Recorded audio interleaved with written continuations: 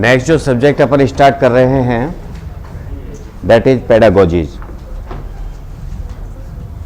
सबसे पहले अगर इस सब्जेक्ट को अपने आप को समझें हम कि ये सब्जेक्ट है क्या, क्यों इसको हमारे सिलेबस में डाला गया, क्या आवश्यकता है पेडागोजी की। सबसे पहली बात हमें ये समझना होगा, पेडागोजी से हमारा मतलब है how to teach, what to teach, why to teach, and after teaching what are the things we should get. क्या पढ़ाएं, क्यों पढ़ाएं, पढ़ने से क्या फायदा होगा, पढ़ने के बाद क्या हमें मिलना चाहिए, कैसे कैसे पढ़ाया जा सकता है, वो तमाम चीजें पेडागोजी के अंदर आती हैं। जो हमारे सिलेबस में है वो है पेडागोजी थ्रू कंप्यूटर साइंस और पेडागोजी इन कंप्यूटर साइंस। तो इसमें आपका जो सिलेबस है वैसे डिटेल में डिफाइन नहीं है, लेकिन मैंने खुद ने अपने हिसाब से कुछ सिलेबस इसका डिफाइन करने की कोशिश की थी। बहुत सारे जो मटेरियल अवेलेबल है, जो बुक्स अवेलेबल है, उन सब से हमने पेडागोजी को कंप्यूटर साइंस के अंदर डिफाइन करने की कोशिश की थी कि क्या पेडागोजी के अंदर हो सकता है या होना चाहिए। तो सबसे पहली बात इसके अंदर आता है इंट्रोडक्शन टू कंप्यूटर, कंप्यूटर का परिचय। मतलब कंप्यूटर फंडामेंटल, सीधी सी बात है, कंप्यूटर फंडामेंटल वो सभी टूल्स जो कि कंप्यूटर साइंस के अंदर हम काम में लेते हैं, जैसे MS ऑफिस, विंडोज वगैरह वगैरह। ये सारा वो पार्ट हो गया जो कि टेक्निकल पार्ट है। इसके बाद जो एक्चुअल पेडागोजी के जो टॉपिक्स आते हैं उसमें सबसे पहला हमारे पास आता है AIIMS and objectives. AIIMS and objectives, objectives उद्देश्य एवं प्राप्य उद्देश्य। एम्स एवं प्राप्य या उद्देश्य। एम्स तो होते हैं जो कि बहुत वाइड हम बात करते हैं, जैसे जब कंप्यूटर साइंस हिंदुस्तान में इंट्रोड्यूस हुआ होगा उस वक्त जो हमारे पॉलिसी मेकर्स थे, जो भी गवर्नमेंट्स थी या जो भी सज्जन वो थे जो कि टॉप लेवल पे काम कर रहे होंगे, उनके एम रहे होंगे कि शायद हम कंट्री को बिल्कुल टेक्निकली साउंड बना देंगे। उनके ये एम रहे होंगे कि हमारे यहाँ पर हर बच्चे के पास कंप्यूटर होना चाहिए, हर कोई कंप्यूटर लिटरेट होना चाहिए। नेता जैसे नहीं कहते देश को आगे बढ़ाएंगे, अब वो आगे कहां बढ़ेगा पता नहीं। तो एम जो होता है वो काफी दार्शनिक शब्द में आता है। बहुत ही ज्यादा जब हम डिटेल में बात करते हैं, बहुत दूर की बात जब हम करते हैं तो हम एम्स की बात करते हैं। ऑब्जेक्टिव्स या प्राप्य उद्देश्य आपके वो होते हैं जो कि वास्तव में वो उद्देश्य जो कि आप अचीव कर पाते हैं। हमने कहा भाई कंप्यूटर साइंस के टीचर्स क्यों चाहिए, क्योंकि राजस्थान में कंप्यूटर क्रांति लानी है। ये तो क्या हो गया, एम हो गया। पता नहीं कितने सालों में जाकर ये मिलने वाला है, पता नहीं इसका कितना पार्ट मिलने वाला है। ऑब्जेक्टिव्स ये हो गए कि भाई हर स्कूल में कम से कम एक कंप्यूटर टीचर हो, बच्चों को कंप्यूटर की क्लासेज मिले, बच्चों को कंप्यूटर का ज्ञान दिया जा सके। ये उसके ऑब्जेक्टिव्स हैं, प्राप्य उद्देश्य हैं। तो ये हमें स्टडी करना है कि भाई एम क्या होते हैं, उद्देश्य क्या होते हैं, कंप्यूटर साइंस से हमारे क्या एम्स हैं, क्या उससे हमारे उद्देश्य हैं, कौन सी चीजें इससे पूरी होने वाली है। ये हमारे सब्जेक्ट मैटर का पार्ट है। इसके बाद हमारे पास आता है जो मैथोलॉजीज हैं, मेथड्स, विधियां, कैसे कैसे पढ़ाया जा सकता है, अलग अलग जगह पर कैसे कैसे पढ़ाया जा सकता है। हम कहते हैं सब पढ़ाने का एक तरीका तो होता है कि आप व्याख्यान दो, लेक्चर, दूसरा होता है आप डेमोस्ट्रेट करो, प्रदर्शन, डेमोस्ट्रेट। एक होता है कि भाई आप ट्यूटरिंग करो। ऐसे तमाम दुनिया भर की हमारे पास अलग अलग विधियां होती हैं जो कि हम काम में लेते हैं। वो सारी विधियां क्या हैं, कैसे कैसे पढ़ाया जा सकता है, कब किस तरीके से पढ़ाना चाहिए और किस चीज के पढ़ाने से क्या फायदे हैं, क्या नुकसान है।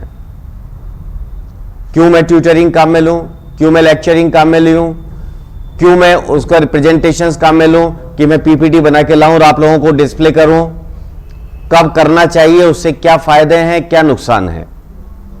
वो तमाम चीजें कि किस किस तरीके से पढ़ाया जा सकता है, उसका किस किस तरीके से कंप्यूटर के अंदर यूज हो सकता है। देन हमारे पास आता है कंप्यूटर टीचिंग से रिलेटेड, कंप्यूटर टीचिंग। क्या तो इसकी उपयोगिता है, क्या इसके कार्य हैं। भाई उपयोगिता क्या है, क्यों कंप्यूटर साइंस पढ़ाया जाए, क्यों कंप्यूटर साइंस पढ़ाया जाए, कार्य क्या है, कंप्यूटर साइंस पढ़ाने वालों के क्या क्या कार्य होंगे और क्या क्या क्वालिटीज हैं जो कि हम बच्चों के अंदर एक्सपेक्ट कर रहे हैं,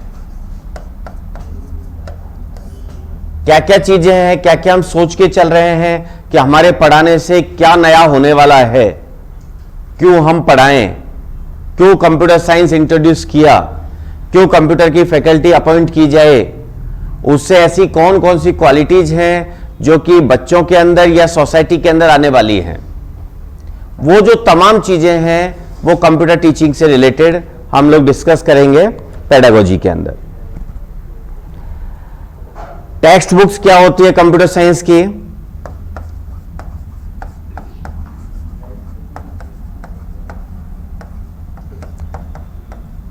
क्यों टेक्स्ट बुक्स होती हैं, क्या फर्क है टेक्स्ट बुक्स और हमारी सिंपल बुक्स के अंदर। जो एनके पढ़ी थी आपने बीसीए, एमसीए, बीटेक में, उसमें और अगर डीबीएमएस की बात करें तो जो कोर्स आपने पढ़ी होती है, कोर्स का नाम सुना था या देखी थी, उनमें क्या फर्क है, क्यों हम टेक्स्ट बुक्स रेफर करने की बात करते हैं, पाठ्य पुस्तक जिसे अपन कहते हैं उसमें और हमारी सिंपल जो गाइड होती है, 1 वीक सीरीज होती है, इनमें क्या फर्क है, क्यों हम टेक्स्ट बुक्स पढ़ें, इसकी बात अपन करेंगे। ठीक है, इसके बाद अपन बात करेंगे कि कुरिकुलम कंप्यूटर साइंस का क्या होना चाहिए, सिलेबस ऑफ कंप्यूटर साइंस, क्योंकि आप कंप्यूटर साइंस पढ़ाएंगे तो क्या सिलेबस होना चाहिए, क्या क्या सिलेबस जरूरी है कंप्यूटर साइंस का। आपको कंप्यूटर साइंस पढ़ाना है, ठीक है, पता चला आप सीधे गए आर्टिफिशियल इंटेलिजेंस चालू कर दिया, क्या सिलेबस उसमें रखें, यह चीज आपकी होनी चाहिए। ठीक है, आपका कंप्यूटर इंस्ट्रक्टर वाला सिलेबस आया, क्यों यह सिलेबस रखा गया सब। जो भी पॉलिसी मेकर थे, जो सिलेबस बनाने वाले थे, उनके दिमाग में कोई चीज रही होगी, क्यों उन्होंने इस कुरिकुलम को डिफाइन किया, उसके पीछे कोई बैकग्राउंड रहा होगा। जो भी वहां पर लर्नेड पर्संस थे, जो भी सिलेबस मेकर थे, उन्होंने यही सिलेबस क्यों बनाया। या आपका अगर 11th-12th की बुक्स आप उठा के देखें, 9th-10th की बुक्स आप उठा के देखें, तो वही सिलेबस क्यों रखा। तो कुरिकुलम क्या होना चाहिए, कुरिकुलम कैसे बनाया जाता है, उसकी अपन बात करेंगे। क्यों कुरिकुलम हम बनाते हैं, क्या कुरिकुलम बनाते हैं, कुरिकुलम के पीछे क्या क्या चीजें हमारे पास है, वो तमाम अपन बातें करेंगे। कंप्यूटर एजुकेशन, कंप्यूटर शिक्षण के अंदर क्या क्या बाधाएं हैं और समाधान क्या क्या है, क्या क्या बाधाएं हैं और क्या क्या समाधान हैं, क्या क्या प्रॉब्लम्स हमें आने वाली हैं। आप मेंटली प्रिपेयर रहिए कि जब आप इंस्ट्रक्टर बन के किसी स्कूल में जाएंगे तो आपको क्या क्या नई नई समस्याएं आने वाली है। You have to be ready for that. क्या क्या समस्याएं आपको आएगी, कैसे कैसे आपको उनको डील करना है। कुछ ऐसी हैं जिनकी अपन बात कर सकते हैं, कुछ ऐसी जिनकी बात ही नहीं कर सकते। पता चला आप गए कंप्यूटर हेडमास्टर साहब के घर पर गए,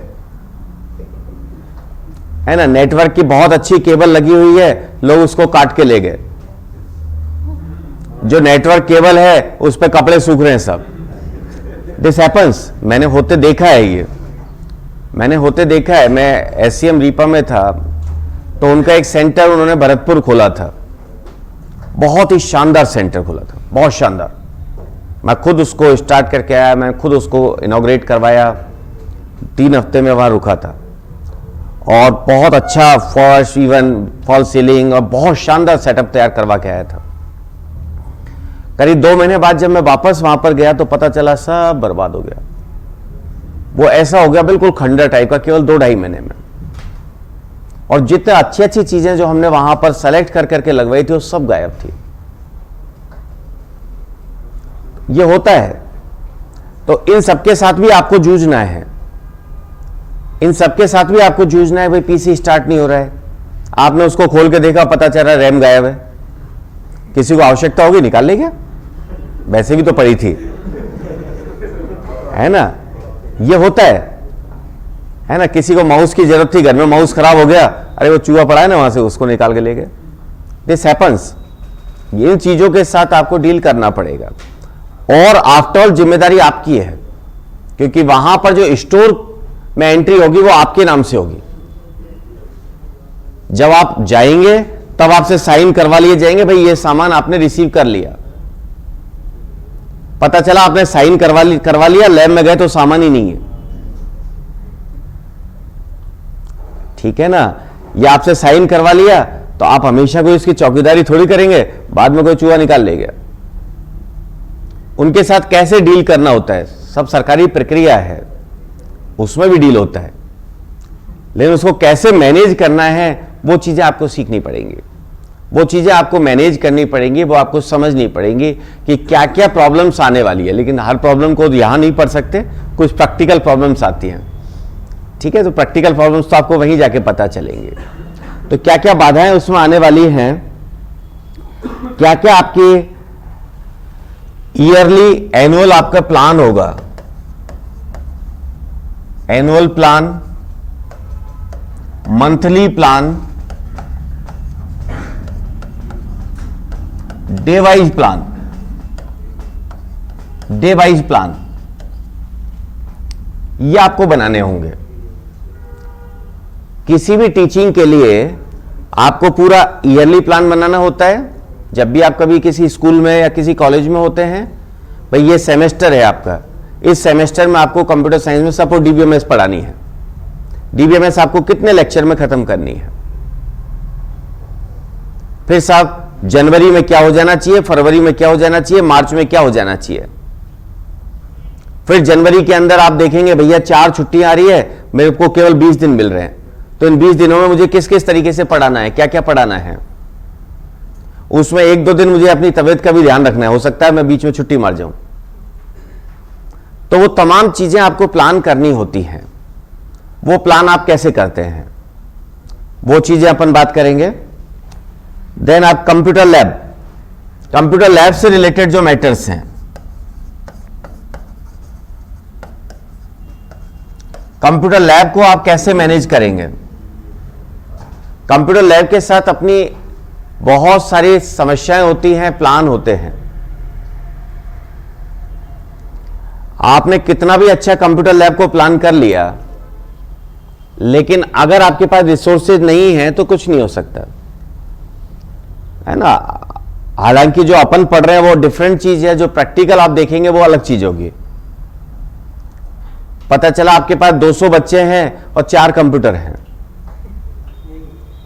है ना। ये प्रैक्टिकली जो स्कूल्स में समस्या आपको आने वाली है वो अलग तरीके की होंगी। अपन जो बात कर रहे हो तो आइडियल केस में बात कर रहे हैं कि आइडियली ऐसा होता है, आइडियली ऐसा होगा, आदर्श जो बातें हैं वो अपन कर रहे हैं। लेकिन जो प्रैक्टिकली जब आप फील्ड में जाएंगे, और अनऑफिशियल बातों में जो पहले एक्स डायरेक्टर थे उन्होंने कहा था आपके साथियों को,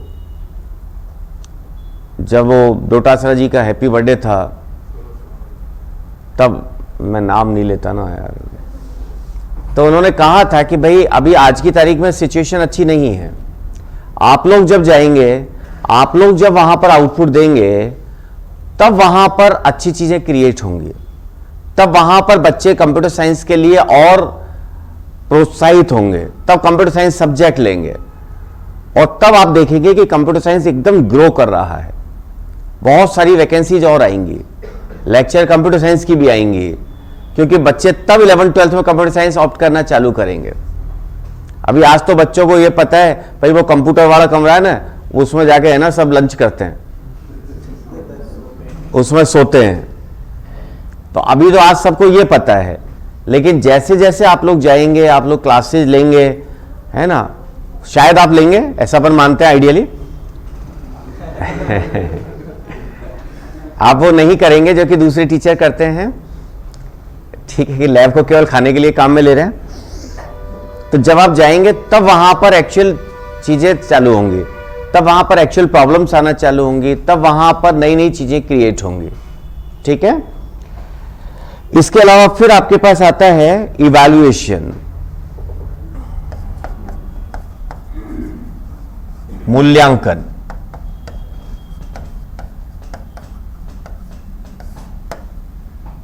कैसे हम मूल्यांकन करते हैं किसी भी चीज का, कि जो हमने पढ़ाया उससे क्या प्राप्त हुआ। आप ये नहीं कह सकते कि भाई मैंने बच्चों को 1 साल कंप्यूटर पढ़ाया तो 1 साल के बाद बच्चे बिल्कुल पारंगत हो गए। No, we can't expect. Even अगर आप MS वर्ड भी पढ़ा रहे हैं, हो सकता है आप पूरे 1 साल में बच्चों को केवल MS वर्ड पढ़ा रहे हैं, हो सकता है। अपन एक एग्जाम्पल अगर लेके चलें, और इसके बावजूद भी बच्चों के वो समझ में नहीं आया। लेकिन आप देखेंगे कि एक बार जब बच्चा कंप्यूटर साइंस पढ़ना चालू करता है तो उसके एटीट्यूड में बहुत चेंज आता है। जो बच्चा एक कंप्यूटर रूम में जब घुसता है तो वो एक अलग तरीके से घुसता है, वही बच्चा जब आपकी सिंपल क्लास में जाता है तो वो एक अलग तरीके से जाता है। तो सारे आपके एम्स के अंदर आते हैं, ये सब आपके मूल्यांकन के अंदर आते हैं कि बच्चों में आप कितना डेवलपमेंट कर पाए हैं। ये तमाम चीजें हैं जो कि अपन पेडागोजी के अंदर डिस्कस करेंगे। ये आपके पेडागोजी का सिलेबस है, जो कि चूंकि डिटेल में कुछ नहीं था तो इसको बैठ के मुझे खुद को डिजाइन ये करना पड़ा कि अपने को क्या क्या चीजें वहां पर पढ़नी चाहिए, पढ़ानी चाहिए, जिससे कि कोई भी पॉइंट छूटे नहीं और ज्यादा से ज्यादा हम कवर कर लें। बिकॉज नोबडी नोज कि जब सिलेबस डिफाइंड नहीं है तो कहां तक है। ठीक है, जब सिलेबस डिफाइंड ही नहीं है तो कहां तक सिलेबस है आपको भी नहीं पता, किसी को नहीं पता, राइट। लेकिन इसके अलावा पेडागोजी इन कंप्यूटर साइंस में कुछ बचता नहीं है। राइट फ्रॉम डे वन से मतलब आपके उद्देश्य क्या है, वहां से लेकर आपको कैसे पढ़ाना है, आपको लैब को कैसे मैनेज करना है, क्या क्या तरीके पढ़ाने के हो सकते हैं, क्या क्या आपको करना है, उसके बाद एट लास्ट आपका जो आता है इवैल्यूएशन। ये पूरा जो सीक्वेंस है, चूंकि आपका सिलेबस में डिफाइन नहीं था, मैंने ये डिफाइन किया कि शायद ये अपने लिए बेस्ट चीज रहेगी जो कि हमें पेडागोजी में पढ़ना चाहिए। ठीक है, बाकी फिर इसके चूंकि ये एक नई चीज है, इसके क्वेश्चंस, ऑब्जेक्टिव क्वेश्चंस ज्यादा बेटर है कि 100-200 ऑब्जेक्टिव क्वेश्चंस अपन इनके डिस्कस कर लें। तो जब 100-200 ऑब्जेक्टिव क्वेश्चंस अगर हम इनके डिस्कस करते हैं तो बहुत सारी चीजें आपकी क्वेश्चंस के साथ क्लियर हो जाती हैं। तो लेट्स स्टार्ट। सबसे पहले अपन बात करते हैं एम्स एंड ऑब्जेक्टिव्स की। उद्देश्य एवं प्राप्य उद्देश्य।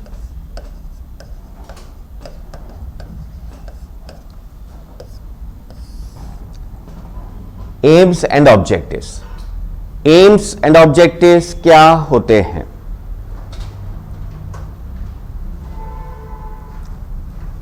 सबसे पहले अगर हम उद्देश्य की बात करें, हम उद्देश्य की बात अगर करते हैं, उद्देश्य के अंदर 3 बातें आवश्यक रूप से होती हैं। उद्देश्य के अंदर 3 बातें आवश्यक रूप से होती हैं। सबसे पहला अपेक्षित परिवर्तन की दशा, अपेक्षित परिवर्तन की दशा, the expected change, the expected changes, अपेक्षित परिवर्तन की दशा, द एक्सपेक्टेड चेंजेज। आप क्या चेंज चाहते हैं, किस तरीके से आप क्या क्या उम्मीद करते हैं परिवर्तन की, ये आपके हैं अपेक्षित परिवर्तन की दशा या एक्सपेक्टेड चेंजेज। ठीक है। देन सेकंड आपके पास है परिवर्तन के लिए नियोजित क्रियाएं,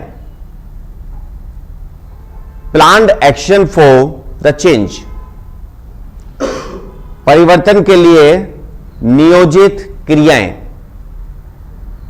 परिवर्तन के लिए नियोजित क्रियाएं, the planned action for the change. भाई पहली बात क्या चेंज चाहते हैं, उसके बाद आपने उन चेंजों के लिए क्या प्लान तैयार किया, यही होगा ना, फॉर द चेंज। पहली बात देखिए, आप इस चीज को समझिए, आप इसको स्टेप बाय स्टेप समझ के चलिए। हमारे उद्देश्य के लिए सबसे पहली चीज तो क्या क्या चाहते हैं, फिर उसके लिए आपने क्या किया, क्या प्लान तैयार किया, यही तो होगा। थर्ड पॉइंट क्या हो सकता है इसका, the last point of the change, परिवर्तन का अंतिम बिंदु। भाई जब चेंज करना चाहेंगे तो लास्ट में क्या करेंगे, वो आपका एक्शन पॉइंट होना चाहिए ना, कब आप रुक जाएंगे इस पर। ओके, परिवर्तन का अंतिम बिंदु, परिवर्तन का अंतिम बिंदु, the last point of the change. अब हिंदी मुश्किल लगी ना हिंदी कर रहे थे last point of the change. ठीक है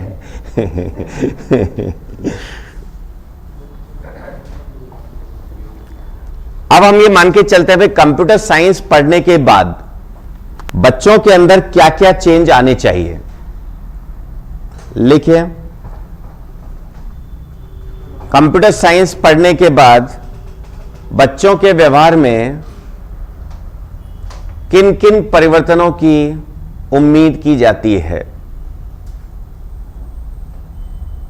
What are the expected changes in the behavior of students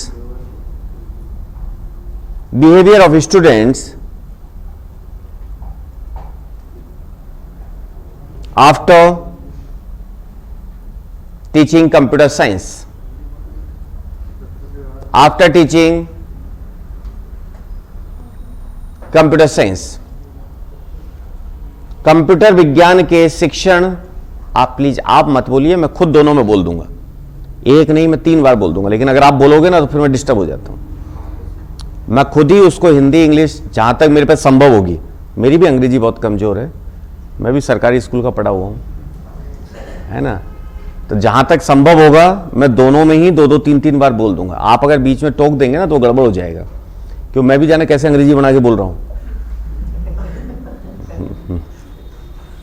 okay, computer विज्ञान के शिक्षण के उपरांत, कंप्यूटर विज्ञान के शिक्षण के उपरांत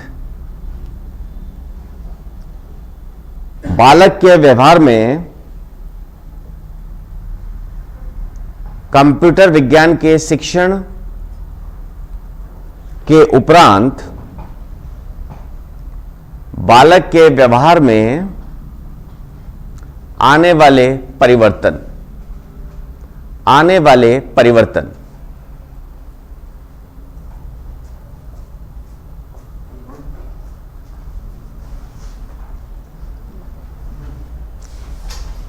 changes in the behavior of children after teaching computer science. Okay, सबसे पहला चेंज क्या आना चाहिए? बालक की सोच में परिवर्तन। बालक की सोच में परिवर्तन। बालक की सोच में परिवर्तन। The changes in the thought process of children. बालक की सोच में परिवर्तन। सोचने का तरीका डिफरेंट होना चाहिए। सेकंड पॉइंट, बालक के कार्य करने के तरीके में परिवर्तन। बालक के कार्य करने के तरीके में परिवर्तन। Changes in the working of children, a way of working of the children. Changes in the way of working in the children. किस तरीके से वो काम कर रहा है उसमें परिवर्तन आना चाहिए। थर्ड पॉइंट, बालक के मूल्यों में परिवर्तन। मूल्यों में परिवर्तन। Changes in the values. Changes in the values.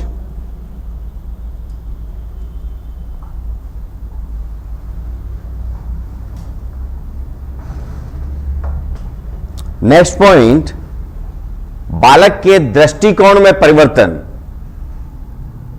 Changes in the perception.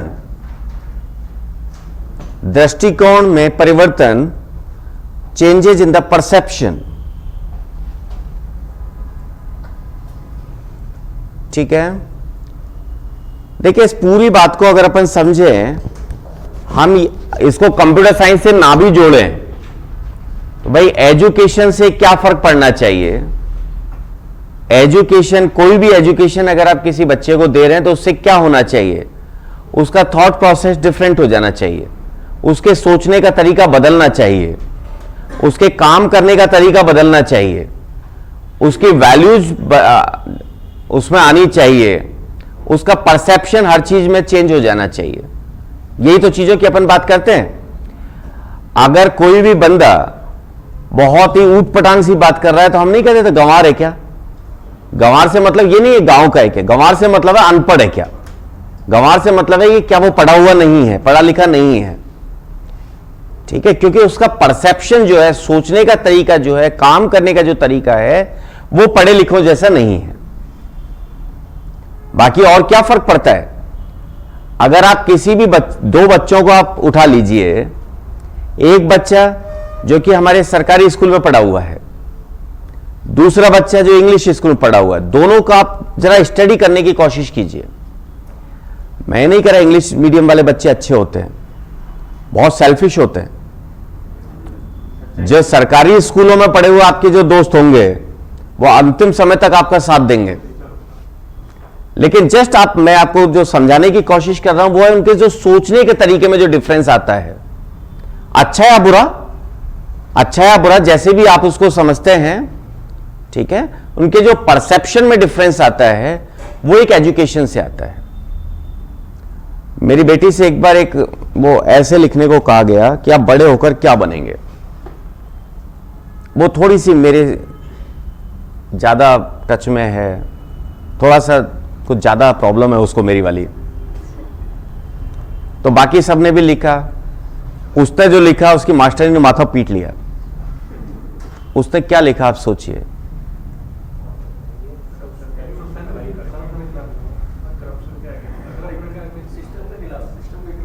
उसने लिखा मैं बड़ा होकर एक अच्छा इंसान बनना चाहती हूं।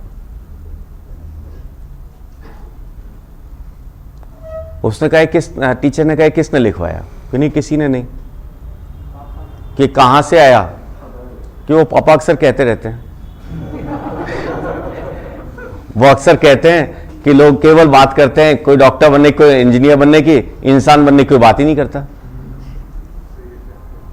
तो ये सारी चीजें आपकी परसेप्शन कहां से है? आपकी स्टडी से आया। स्टडी कोई जरूरी नहीं स्कूल में हो, कॉलेज में हो, आपका घर जो होता है दैट इज बेस्ट स्कूल, है ना। तो ये सारी चीजें जो आपकी आती है, परसेप्शन आपका चेंज होना चाहिए स्टडी से, आपके जो वैल्यूज है वो आपकी चेंज होनी चाहिए, आपके सोचने के तरीके में चेंज होना चाहिए, आपके काम करने के तरीके में चेंज होना चाहिए। ये केवल कंप्यूटर साइंस का नहीं है, ये किसी भी एजुकेशन सिस्टम का है, लेकिन हम चूंकि कंप्यूटर साइंस से ही बात कर रहे हैं तो हमने उसके परिप्रेक्ष्य में उसकी बात की है, उसके कंटेक्स्ट में उसकी बात की है, राइट। देन नेक्स्ट,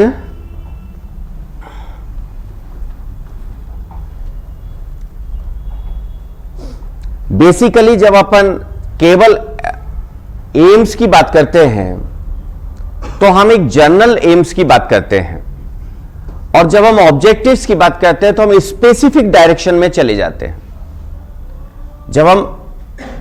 जैसे हम अपने ऑब्जेक्टिव्स की बात कर रहे हैं तो हम एक स्पेसिफिक बात करते हैं। हमारा जो तरीका होता है वो एक शॉर्ट टर्म गेन की तरफ होता है।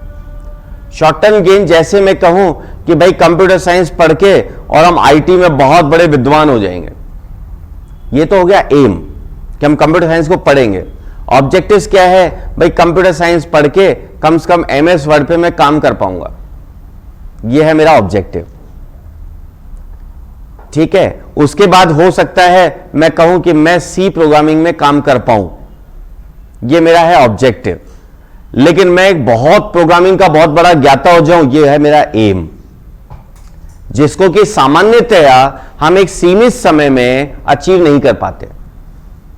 सामान्यतया एक सीमित समय में, एक लिमिटेड टाइम में जिसको अचीव नहीं कर पाते, या जो हम एक जनरल बहुत बड़ा जो बात करके चलते हैं, दैट इज एम। देश को आगे बढ़ा देंगे, ये तो एम है। अच्छे दिन आएंगे, ये एम है। ऑब्जेक्टिव क्या है? पेट्रोल 70 की जगह 35 रुपए हो जाएगा या 135 हो जाएगा, है ना। ये आपका ऑब्जेक्टिव हो सकता है, क्योंकि आप एम जब बात कर रहे हैं तो आप एक बहुत बड़ा कंटेक्स्ट लेके चल रहे हैं। ऑब्जेक्टिव जब आप बात कर रहे हैं तो आप एक स्पेसिफिक पॉइंट्स की बात कर रहे हैं कि ठीक है, हमें ये प्राप्य उद्देश्य हम इसीलिए कह रहे हैं, वो उद्देश्य जो कि प्राप्त हो सकते हैं या हो गए हैं या किए जा सकते हैं या जिनको हम इवैल्यूएट कर सकते हैं। नोबडी कैन इवैल्यूएट अच्छे दिन, but everybody can evaluate the price of petrol. अच्छे दिन को इवैल्यूएट थोड़ी किया जा सकता है, उसको इवैल्यूएट नहीं किया, वो तो एक रिलेटिव टर्म हो गया। रिलेटिव टर्म हो गया भाई, किससे अच्छे, है ना, पहले वाले से अच्छे। अब किस तरह अच्छे? तो वहां पर जाकर जब हम बात करते हैं एक ऐसे टर्म की जिसको कि हम आसानी से एक निश्चित समय में इवैल्यूएट नहीं कर पा रहे हैं, उसे हम एम बोलते हैं। जस्ट एम और ऑब्जेक्टिव के बीच में आपको डिफरेंस समझना है। एम की जब बात कर रहे हैं तो हम उन चीजों की बात कर रहे हैं जो कि एक जनरल बात कर रहे हैं। जब जो हमारा दृष्टिकोण है वो दार्शनिक रूप से है, एक फिलोसफिकल बात कर रहे हैं, ऐसा होना चाहिए, ऐसा होगा, पर कब होगा पता नहीं। ऑब्जेक्टिव्स की जब हम बात कर रहे हैं तो हम स्पेसिफिक चीजों को लेकर चल रहे हैं कि भाई हम इतना तो कर देंगे। भाई पता नहीं एजुकेशन सिस्टम का क्या होगा, लेकिन कम से कम यह है कंप्यूटर इंस्ट्रक्टर से हर स्कूल में कंप्यूटर टीचर तो मिलेगा, कम से कम बच्चों को कोई गाइड करने वाला तो होगा, कम से कम 10,000 लोगों को नौकरी तो मिलेगी। यह ऑब्जेक्टिव है। एम क्या हो सकता है? एम आपका यह हो सकता है, जब भी कंप्यूटर टीचर की किसी ने सोचा होगा कि राजस्थान में कंप्यूटर शिक्षक चाहिए, जब चालू किया होगा तो शायद उनके दिमाग में रहा होगा कि कंप्यूटर टीचर होंगे तो शायद हम कंप्यूटर जो आपके इंडस्ट्री है, जो आईटी इंडस्ट्री है, इसको थोड़ा आगे ले जा पाएंगे। ये तो हमारा था एम। ऑब्जेक्टिव हमारा क्या निकल के आया कि भाई कम से कम 10,000 लोगों को नौकरी मिले, कम से कम हर स्कूल में कंप्यूटर टीचर मिले। ये हमारा ऑब्जेक्टिव, ठीक है। तो एम्स एंड ऑब्जेक्टिव्स के बीच में कुछ डिफरेंसेस आप लिख लीजिए। इनके बीच में आपके क्वेश्चंस कई बार पूछ लिए जाते हैं। वो क्वेश्चंस कई तरीके से आपके बनते हैं, तो अपन जनरल बातें एक बार लिख लेते हैं। मैं पॉइंट वाइज लिखवा देता हूं, ज्यादा बेटर है। सबसे पहला यहां पर एम्स जो आपके हैं वो है उद्देश्य, हिंदी में है ना। अब हमें भी हिंदी पूरी नहीं आती, आप ये समझ सकते हैं, क्योंकि ऑब्जेक्टिव्स बोलता है प्राप्य उद्देश्य, प्राप्य उद्देश्य है ना। तो एम्स जो आपके हैं दीज आर उद्देश्य, और जो ऑब्जेक्टिव्स हैं वो है प्राप्य उद्देश्य, हिंदी वर्ड जो है ना एग्जैक्ट। उद्देश्य एक सामान्य कथन होता है, उद्देश्य एक सामान्य कथन होता है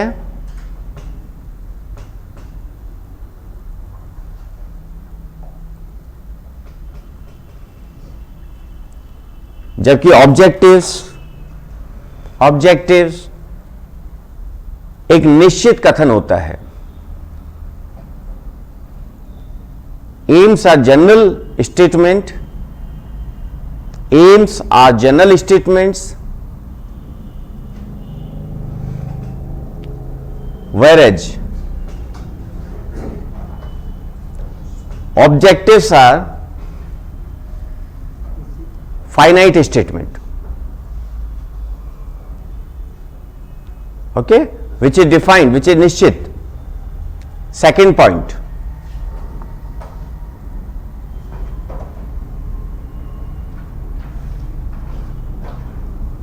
एम्स का एरिया व्यापक होता है,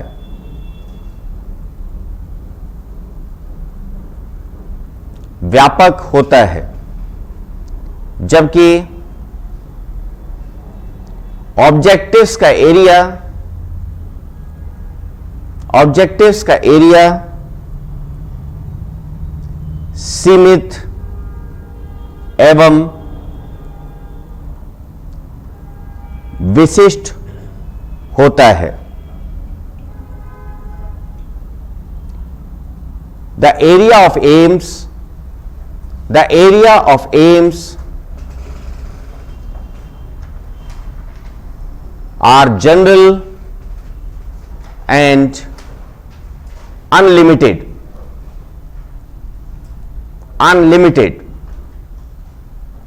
whereas the area of objectives are specific and limited, specific and limited। ठीक है, जब हम बहुत जनरल बात कर रहे हैं, आईटी से बेरोजगारी दूर हो जाएगी, तो 600 करोड़ परिवारों ने मुझे वोट दिया, ये ऑब्जेक्टिव। समझ में नहीं आई आपके बात, कोई बात नहीं। हाँ टेलीप्रॉम्प्टर के बावजूद नहीं, वो हमेशा से है, यही आपकी हमारी सोच में फर्क है। इस सुर्खियों में नहीं, अगर आपको याद हो तो पश्चिम बंगाल चुनावों के टाइम ममता बनर्जी ने कहा था कि मैं चूंकि बगल में बैठती हूं तो मुझे पता है, उसने अपने स्टेज पे कहा था कि वो टेलीप्रॉम्प्टर है जिसको देख के बड़ी बड़ी बातें होती है। अच्छा यार, it's not specifically for a particular leader, this is for all the leaders. ये तो एक की तो बात हो जाती है या होती है, जिसको पकड़ा जाता है ना उसकी बात हो जाती है, वरना तो है तो सब जगह वही ना, है ना। चंगू नहीं मंगू सही, मंगू नहीं पंगू सही, है तो वो के वही सारे हैं। चलिए, एम्स का आधार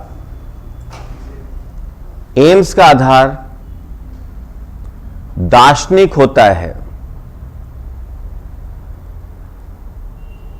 एम्स का आधार दार्शनिक होता है, जबकि ऑब्जेक्टिव्स का आधार मनोवैज्ञानिक होता है, मनोवैज्ञानिक होता है।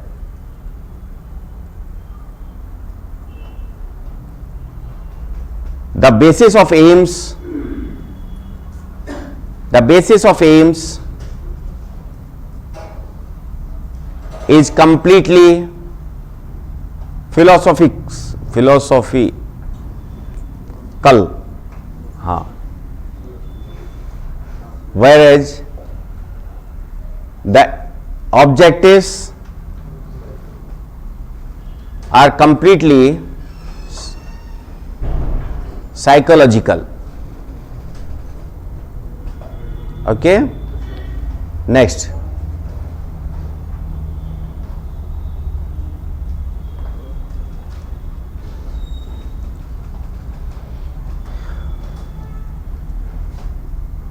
एम्स को परोक्ष रूप से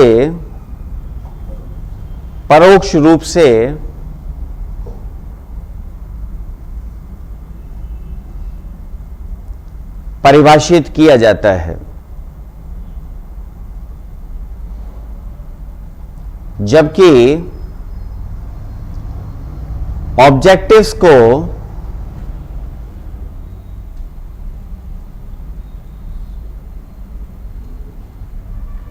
प्रत्यक्ष रूप से परिभाषित करते हैं। क्या बोलेंगे प्रत्यक्ष और परोक्ष को? Direct, indirect, direct and relative. चलिए, the aims are defined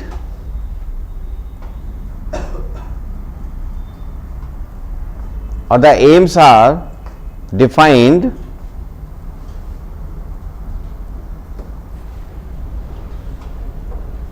indirectly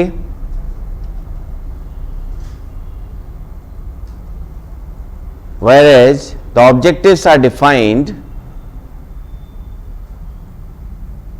directly.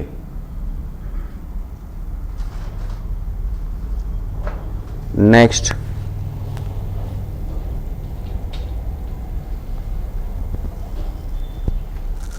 AIIMS शैक्षिक प्रक्रिया को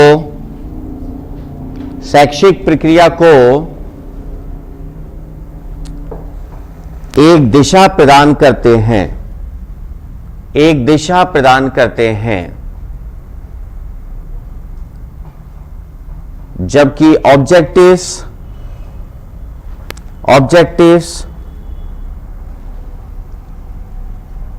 छात्रों द्वारा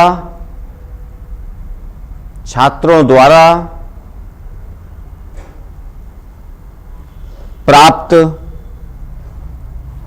निश्चित सफलता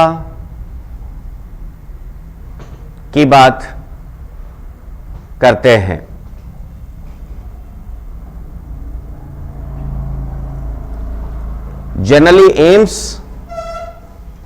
Generally aims gives the directions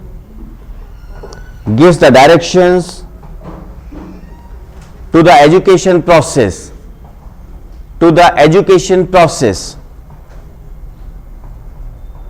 whereas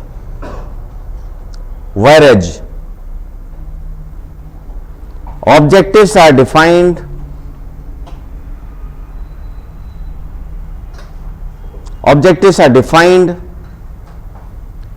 as the exact success of the students.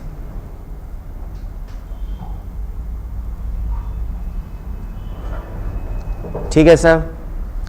AIIMS की प्राप्ति, ये शायद सारे पॉइंट आपके लगातार समझ में भी आ रहे हैं ना जो अपन लिख रहे हैं। एम्स की प्राप्ति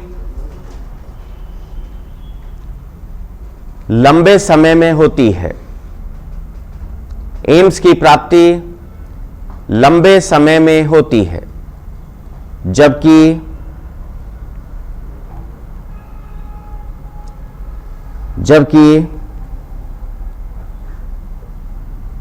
ऑब्जेक्टिव्स की प्राप्ति एक निश्चित समय में होती है। ऑब्जेक्टिव्स की प्राप्ति एक निश्चित समय में होती है।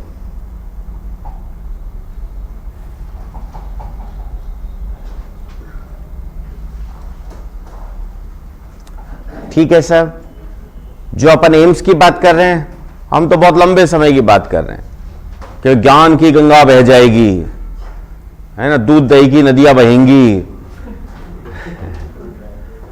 तो एम्स की जब अपन बात करते हैं तो हम उन बातों को करते हैं जो नेता लोग करते हैं, है ना। जब ऑब्जेक्टिव्स की हम बात करते हैं तो हम उन बातों को करते हैं जो कि एग्जैक्ट जो हमें मिलने वाला है, एग्जैक्ट जो हमारे सामने आने वाला है, वो हमारे ऑब्जेक्टिव्स हैं। ठीक बात है सर, चलें आगे। जी, दार्शनिक आपका होता है कि जैसे मैं बैठे बैठे सोच रहा हूँ यार एजुकेशन में तो बड़ी समस्याएं हैं, इसमें तो आमूलचूल परिवर्तन की जरूरत है। वो जो आप सोचते हैं वो दार्शनिक विचार आपके होते हैं, उसको एक्चुअली कैसे मूर्त रूप देके आना है ना। देखिए, आप जब एम्स की बात करते हैं तो एम्स को पूरा करने के लिए कि स्कूल रेस्पॉन्सिबल नहीं हो सकता, उसके लिए आपका पूरा एजुकेशन सिस्टम, आपका नेशन, आपकी गवर्नमेंट सब मिलकर काम करे तब ये चीज पूरी होती है। ऑब्जेक्टिव्स आपके स्कूल के होते हैं, आपका रिजल्ट 70% रहना चाहिए, ये ऑब्जेक्टिव है। लेकिन बच्चे ज्ञान से भरपूर होने चाहिए, यह आपका दार्शनिक विचार है। जब दार्शनिक विचार का मतलब होता है आप उसकी डेप्थ में जाके सोच रहे हैं, आप उसके अंदर की चीजें दिमाग में ला रहे हैं, वो आपका दार्शनिक विचार होता है। ठीक है ना, वहां जाकर दोनों के अंदर डिफरेंस आता है। ठीक है, देन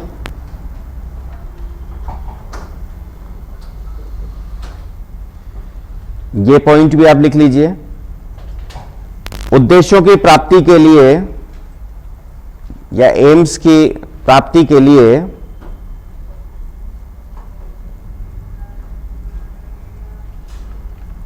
संपूर्ण विद्यालय कार्यक्रम, संपूर्ण विद्यालय कार्यक्रम समाज एवं राष्ट्र उत्तरदायी होता है।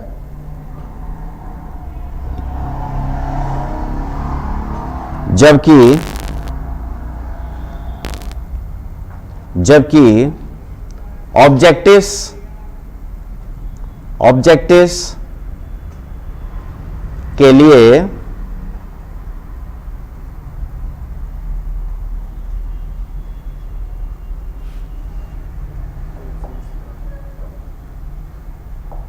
ऑब्जेक्टिव्स के लिए जिम्मेदारी शिक्षण एवं विषय वस्तु पर होती है, विषय वस्तु पर होती है।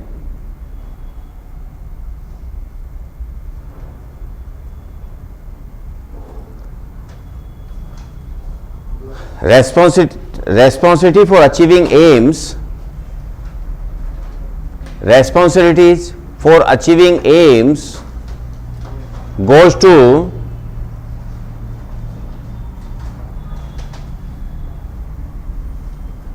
school, society and even whole nation.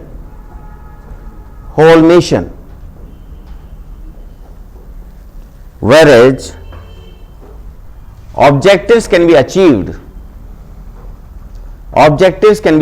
by school,